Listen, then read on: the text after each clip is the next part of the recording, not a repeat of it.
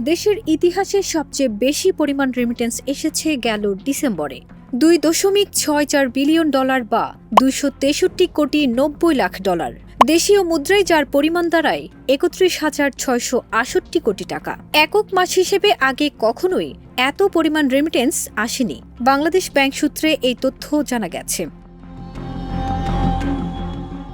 এর আগে করোনাকালীন 2020 সালের জুলাই মাসে $2.59 বিলিয়ন রেমিটেন্স এসেছিল। এবার সেই রেকর্ড ভাঙল 2024 সালের বিজয়ের মাস ডিসেম্বর। বাংলাদেশ ব্যাংকের তথ্য বলছে 2024 সালের শেষ মাস ডিসেম্বরের পুরো সময়ে রেমিটেন্স এসেছে প্রায় $264 কোটি, যা গত বছরের একই সময়ের চেয়ে $64.80 কোটি বেশি। গত বছরের ডিসেম্বরে এসেছিল $199.10 কোটি। 2024 সালের জুলাই মাস বাদে বাকি 11 মাসই $2 বিলিয়ন বেশি রেমিটেন্স এসেছে।